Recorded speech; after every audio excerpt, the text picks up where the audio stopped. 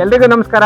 ಈ ಗೋಣಿಹಳ್ಳಿ ಗ್ರಾಮದಲ್ಲಿ ಮೊನ್ನೆ 18ನೇ ತಾರೀಕು ಭಾರಿ ಮಳೆಯಿಂದ ಆನೆಕಲ್ಲು ಬಿದ್ದು ರೈತರು ಕೈಗೆ ಬಂದು ತುತ್ತು ಬಾಯಿಗೆ ಬಲ್ಲದೆ ತರ ಆಗಿದೆ.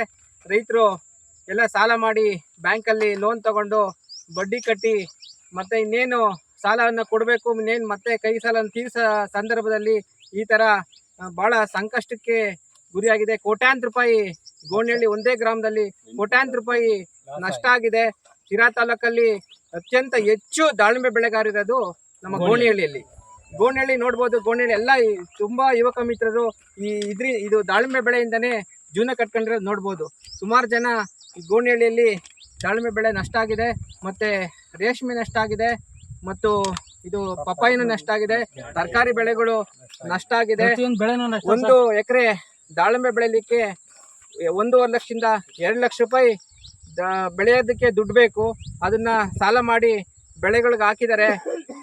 ಈ ಕೂಡಲೇ ರಾಜ್ಯ ಸರ್ಕಾರ ಅಟ್ಲೀಸ್ಟ್ ಅಷ್ಟಾದ್ರೂ ಕೂಡ 1.5ರಿಂದ 2 ಲಕ್ಷನಾದ್ರೂ ರೈತರ ನೆರವಿಗೆ ಪರಿಹಾರದ ಮೂಲಕ ಕೊಟ್ರೆ ಈ ರೈತರು ಸಂಕಷ್ಟದಿಂದ ಪಾರಾಗ್ತಾರೆ ಅಂತೇಳಿ ರಾಜ್ಯ ಸರ್ಕಾರಕ್ಕೆ ನಮ್ಮ ತೋಟಗಾರಿಕೆ ಇಲಾಖೆ ಎಡಿಯವರು ಬಂದಿದ್ದಾರೆ. ಅವ್ರ ಮೂಲಕ ಒಂದು ಮನವಿ ಪತ್ರವನ್ನ ಸಲ್ಲಿಸ್ತಾ ಇದ್ದೀವಿ. ಮತ್ತು ಇವತ್ತೇನು ನಮ್ಮ ರೈತರ ದೇಶದ ಬೆನ್ನೆಲುಬು ರೈತರು ಅಂತಾರೆ. ಆದ್ರಿಂದ ರೈತರು ರಾಜ್ಯ ಸರ್ಕಾರ ನೆರವಿಗೆ ಬಂದ್ರೆ ರೈತರ ಸಂಕಷ್ಟದಿಂದ ಪಾರಾಗ್ತಾರೆ ಅಂತ ಹೇಳಲಿಕ್ಕೆ ಇಷ್ಟಪಡ್ತೀನಿ.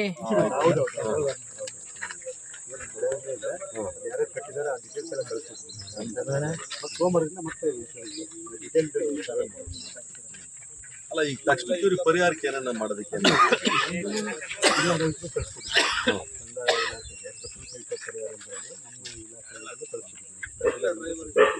ಮತ್ತೆ ಬೆಳೆ ಕಂಪ್ನಿಯವರು ಇನ್ಫಾರ್ಮ್